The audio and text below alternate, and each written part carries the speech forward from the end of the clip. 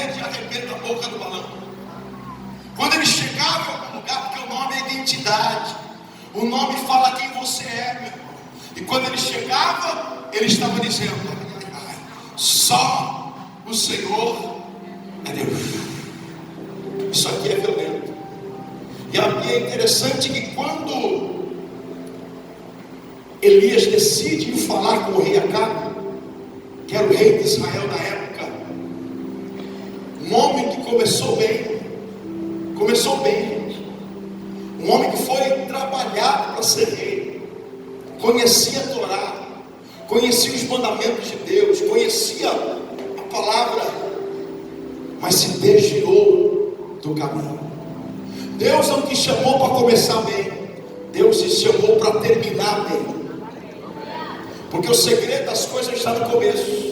Você pode hoje estar começando uma nova jornada em Deus hoje, começar fraco, não entende Bíblia, não consegue orar, não consegue jejuar, não consegue expulsar o demônio, não é batizado com o Espírito Santo, não sabe nada de Deus, não tem problema. Pode começar torto, caído, está na cocaína, na maconha, nas drogas, não tem problema. Como você começa, para Deus não tem problema. Sério, não tem problema como você chegou aqui. O problema é como você vai sair daqui. Porque o segredo não está em como você começa, mas como você termina. Porque é como você termina que vai dizer se você está salvo ou não. A palavra diz, Mateus 7:21. Nem todo aquele que diz Senhor, Senhor, entrará no reino dos céus, mas todo aquele que faz, está aí? Mas todo aquele que o quê? As palavrinhas são importantíssimas quando você lê Bíblia. Por isso que Jesus não manda ler Bíblia, Ele manda examinar as Escrituras. O que é faz? Faz é hoje. Faz é quando? Então não está dizendo que você fez. Não, Deus não vai contar com o que você fez, Deus está contando o que você faz hoje. Mas tem um monte de gente que vive do quê? De promessa. Não, eu vou fazer. Eu vou largar as drogas, eu vou largar a mentira, eu vou fazer a coisa certa, eu vou orar, eu vou buscar Deus, vou ser batizado no Espírito Santo, eu vou fazer. Deus não está interessado no que você vai fazer, Deus está interessado no que você faz hoje. Porque se Ele pedir a tua alma hoje, você tem que sair daqui renovado, você tem que pedir o perdão, você tem que sair daqui coberto pelo precioso sangue de Jesus. Pastor, mas eu não estudei muita Bíblia, eu não me batizei nas águas, pastor, ainda muita coisa eu não fiz. Sai decidido hoje, eu quero Deus, eu quero Jesus, porque se hoje for o último dia da tua vida, você fez hoje. Acabe começou muito bem, ele fez, mas ele não fazia, faz. Ele se desviou da presença, principalmente por uma coisa chamada alianças. Cuidado com as suas alianças, cuidado com as parcerias que você fecha, cuidado com as pessoas que você decide colocar na tua vida, cuidado com as alianças. Acabe fez uma aliança desastrosa com uma mulher chamada Jezabel. Repita comigo, Jezabel. Você tem uma noção de quem era Jezabel? Jezabel era tão endemoniada que deixava o diabo endemoniado. Pensa numa mulher ruim. E ela entrou na vida de Acabe e conseguiu manipular a cabeça dele. Um homem bom, um homem que conhecia a palavra, agora perseguiu os profetas de Deus, matou os profetas de Deus e acabou com o templo, com a oração, acabou com a Páscoa, acabou com a festa dos pães, as três festas mais principais do povo judeu hebraico. Ele chega e acaba com as festas. Por quê? Porque a mulher dele diz assim: olha, com o tempo ela foi entrando, chegou um momento que ela disse: olha, esse negócio de festa para o seu Deus, vamos acabar, vamos fazer festa para o meu Deus, Baal. E essa festa era uma festa que eles faziam uma vez por ano para Baal, e era uma festa de 7 dias. Repita comigo, 7 dias. 7 dias. Quantos dias era a festa então? 7. Para quem? Baal. O povo chamado povo de Deus, fazendo uma festa para um Deus chamado Baal. E é no meio, por que o Senhor está falando isso? Você vai entender agora, segura aí. E é no meio dessa festa a Baal que aparece um profeta. Que profeta? Elias. Ele vai no meio da festa e chama Acabe. Acabe, vem aqui. E Acabe vai até ele e fala com ele. Então Elias, filho dos moradores de Gileade, disse a Acabe.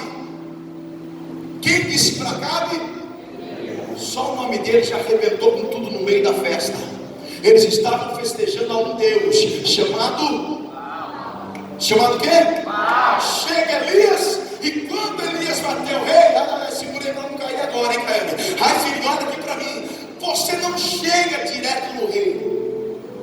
O rei estava lá no meio da festa. Aí Elias chega, fala com o soldado, e esse soldado, ele tem a incumbência de chegar até o rei e fazer o quê? Ele chamava e falava ao rei: olha, rei, fulano de tal está aí para falar com você. No meio da festa, que festa era essa? Uma festa ao rei Baal, um Deus chamado Deus da fertilidade, o Deus das moscas, um Deus que eles adoravam e diziam: olha, a terra dá fertilidade porque Baal nos abençoa, a chuva vem porque Baal nos abençoa. E eles faziam festas com muito vinho, muita orgia sensual, e no último dia da festa, algumas daquelas pessoas pegavam cadáveres e faziam sexo com cadáveres, em adoração a Baal, que é o mesmo Deus de algumas entidades que as pessoas servem por aí, que vão no cemitério fazer trabalho, e às vezes fazem trabalho de amarração para você, fazem trabalho para destruir você. Esse mesmo Deus de 3.000 anos atrás, esse Deus com D minúsculo, ele tem o seu poder, a sua força, mas há um Deus de Elias aqui essa manhã. Há um Deus chamado Elias. Quem é esse? Se vier comigo para arrebentar, só fala, diga assim: só o Senhor é Deus. Você está entendendo? No meio da festa, Baal está sentadão, e daqui a pouco vem um soldado e fala assim: Baal, não, também barulho aí, estou tocando muita música. Baal, Elias está aí. Aquele Deusão grande, aquela festona, e quando aquele soldado grita: Elias está aí, o que ele estava gritando? O Senhor é Deus. A gente já entendeu, né? No meio da festa, no meio da mentira, no meio do engano, uma voz bem forte gritou: só o Senhor é Deus. Ai, eu senti a presença do Senhor aqui essa manhã.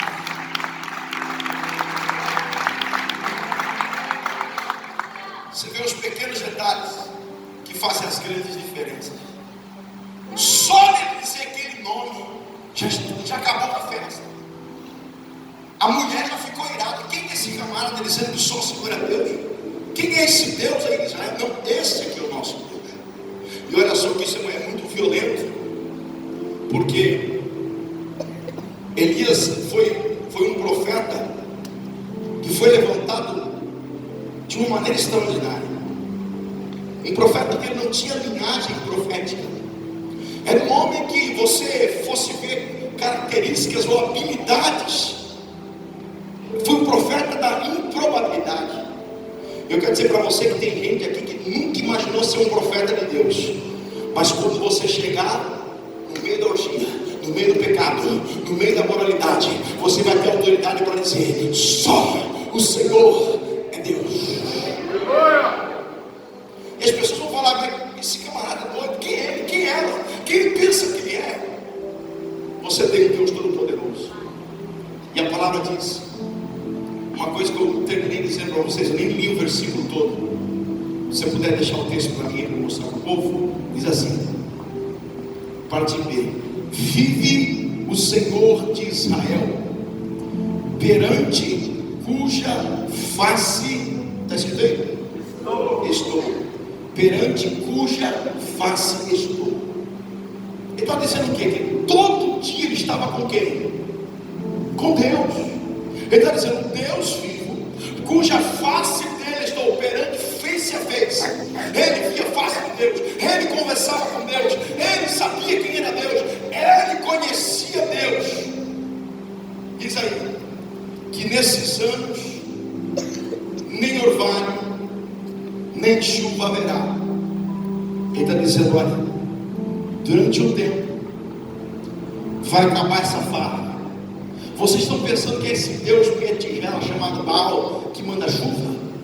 É esse Deus que está te prosperando? Não é esse Deus não. É o Deus vivo, poderoso de Israel. É o Deus que não se abala. Você pode ter errado, Cacabe, pode ter acontecido o que for, mas Deus vai se fazer presente. E olha só que violento. Esse profeta para mim é muito violento, porque ele faz isso aqui, olha. Não vai chover, não vai ter orvalho, senão, segundo o quê? Minha palavra. Ele nem botou a palavra de Deus no negócio aqui, ele botou a palavra de quem? Vocês devem se lembrar, uma hora não me permite, quando acontece isso, que vem 3 anos e meio de sede seca aqui em Israel, para Israel. É interessante que Deus levanta vários tipos de profetas. Existem profetas que são profetas da casa. Profetas da onde? Fala com o filho, fala com o pai, fala com os irmãos. São profetas da? Tem gente que Deus levanta como profeta da cidade. Ele fala para a cidade. Ele profetiza dos 4 cantos da cidade. Ele ora pela cidade. Ele clama pela cidade. Ele fala com a cidade. E acontece, porque ele é um profeta da? Mas Elias não é um profeta nem de casa e nem da cidade. Elias é um profeta da nação. Elias é profeta o quê? Da nação. E esse profeta da nação, ele diz: não vai chover durante 3 anos e meio. Para ficar muito claro, não é 1 ano só não, vão ser 3 e meio, para ficar claro que o que eu estou falando é da parte de Deus. Vocês vão clamar, vocês vão ano que vem fazer essa festa, vai pular, vai virar, vai clamar, vai chorar, vai fazer o que vocês quiserem, mas não vai chover. Os céus estão fechados. Pode gritar, clamar, jejuar, pular, fazer sexo com um cachorro, fazer sexo com animais, pode fazer o que vocês quiserem para esse Deus metigela. Os céus estão a partir de hoje fechados. Para você ter uma ideia do que Elias fez, se fosse aqui no Brasil, com todo respeito, vou dizer aqui, dizem que o Brasil tem uma senhora que é dona. Senhora quer dizer dona. E qual é esse dia aqui no Brasil? Dia 12. Eu sempre achei que era dia das crianças, mas não é. Que dia que é dia 12 no Brasil? Dia do quê? Isso, né? A senhora do Brasil, ou a dona do Brasil, é a mesma coisa que você chegar para o Brasil todo e dizer: olha, o Brasil não tem senhora nenhuma não. O Brasil só tem um Senhor, Jesus. Enquanto vocês continuarem adorando essa senhora, não vai chover no Brasil, em lugar nenhum, de ponta a ponta. Não vai chover durante 3 anos e meio, para vocês saberem que esse Deus que vocês estão adorando, carregando, venerando, explodindo bomba, fazendo festa, não é Deus. Já imaginou? O que será que faria um profeta desse aqui no Brasil? Mata ele, prende ele. Quem ele pensa que ele é? Você acha que seria fácil a vida desse profeta aqui no Brasil? Sim ou não? Precisa de hoje. Você acha que foi fácil para Elias fazer o que ele fez? Você acha que não teve perseguição? Você acha que a coisa melhorou? A gente pensa: vou virar profeta, homem de Deus, mulher de Deus, as coisas vão melhorar. Pode ser que piore muito, pode ser que se levantem contra você, pode ser que aperte muito, mas é uma promessa: e se levantarão contra você, mas não prevalecerão, porque o Senhor é com você. Você está entendendo que a coisa talvez não facilite, mas isso não quer dizer nada, porque Deus é por nós. E se Deus é por nós, quem será contra? Ele disse: durante 3 anos e meio não vai chover. A ira, a perseguição foi grande. No versículo 2 diz assim: depois veio a ele a palavra do Senhor dizendo. É interessante, não fala assim que Deus falou com Elias antes da decisão que ele tomou. fala que Deus falou com ele depois. Deus falou com ele depois que ele fez o quê? Tomou uma decisão, uma atitude. Você está esperando que Deus fale com você antes de você tomar uma decisão. Não vai acontecer. Deus está falando com alguém aqui essa manhã. Você quer que Deus fale, mas você não toma uma decisão primeiro. Está na hora de tomar a decisão primeiro, e depois Deus vai vir falar com você. Tem que batizar nas águas, tem que se arrepender, tem que abandonar o que não presta, tem que se voltar para o altar, tem que decidir se é o mundo ou se é Deus, se é seu amigo, se é sua mulher, seu Deus, se são as coisas ou é Ele. Qual Deus você escolhe essa manhã? Qual Deus você escolhe essa manhã? É esse que põe diante de vós a decisão. Você escolheu o Deus morto, morrerás, mas se escolheres o Deus vivo, viverás. Eu quero ouvir a voz de Deus. E tem gente que corre atrás de profeta, corre atrás de mensagem. Quando a coisa aperta, ele vai para qualquer lado. Se precisa mandar para cá, para lá, para São Paulo, para o fim do mundo, para outro país, ele vai correr atrás de uma palavra. Só que você não precisa correr atrás da palavra. Decidiu, fez o que era para fazer, e veio a palavra do Senhor dizendo: se você fizer a sua parte, ter coragem no peito para decidir quem é o teu Deus, Deus vai lhe fazer. Esse aí decidiu. Repita comigo: Deus. Só quem está vivo vai dizer: Deus está na decisão. O que é dúvida? Dúvida é indecisão. O que é certeza? Decisão. Repita comigo: dúvida é indecisão. Então quando você está na dúvida, você toma a decisão, é indecisão. Mas quando você está na fé, você toma a decisão. Vem para Jesus hoje. Deixa as coisas velhas para trás, e o Senhor vai fazer tudo novo na tua vida hoje. Depois, eu gosto de mais de Bíblia, eu gosto de ler palavra por palavra. Vocês me perdoem, tá? Eu sou apaixonado pela Bíblia. Que faz qualquer palavrinha aí? Depois, vem aí, filho, o quê? Cadê aí? Que qual palavra que é? Depois do quê? Da decisão. Vou falar de novo. Depois do quê? Ele decidiu ir lá enfrentar o rei e falar a verdade. A verdade dói. Sei, pode ser que até está doendo, mas vai sarar. Está doendo, mas vai curar. Jesus vai te curar essa manhã pelo poder do Espírito Santo. Qual é a palavrinha que vem aí? Depois. Decidiu, minha filha? Não, vou voltar para a oração. Vou fazer a coisa certa. Vou corrigir meu casamento. Vou corrigir meu namoro. Vou corrigir minhas coisas. Decidiu. Depois veio a palavra do Senhor. Ai, ai, ai. Você está esperando Deus vir primeiro e fazer depois. Deus está falando com alguém que está ao contrário, filho. Você tem que fazer primeiro. Decidir. Decidiu, depois veio a ele a palavra do Senhor. E dizendo o que, meu Deus? Dando uma direção de para onde ele tinha que ir. O que ele tinha que fazer. E para a gente encerrar aqui, eu não sei se eu tenho mais 5 minutos. Acho que dá. Elias foi alimentado 3 vezes. Repita comigo. Elias foi alimentado 3 vezes. Você se lembra que depois que ele fez tudo isso aqui, dos milagres que ele fez, a Bíblia diz que ele se esconde com medo. Depois você lê na sua casa. É um pânico, medo, um sentimento de derrota. Elias se sentiu derrotado, mas ele não era um derrotado. Vou dizer de novo. Elias se sentia um derrotado. Ele falou, não choveu. Ele falou, choveu. Ele falou, caiu fogo do céu. E mesmo assim, no momento da vida dele, ele estava se sentindo um derrotado.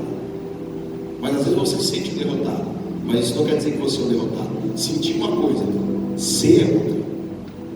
Seja profeta na vida de alguém, aponte-se tentando de profeta e diga: você é um vencedor em Cristo Jesus. Você crê nisso? Você pode até estar se sentindo derrotado, mas você é um vencedor em Cristo Jesus. E vencer não é vencer coisas materiais, porque material é muito bom, mas não é isso. Vencer é vencer aqui dentro, decidir aqui dentro. E não é fácil. Para alguns é difícil por causa das suas misérias financeiras, para as suas dificuldades familiares.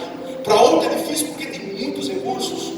Para todo mundo é difícil, para ninguém é fácil. Mas tem uma boa palavra para te dizer: decide hoje, porque a palavra de Deus vai vir em todas as áreas da sua vida.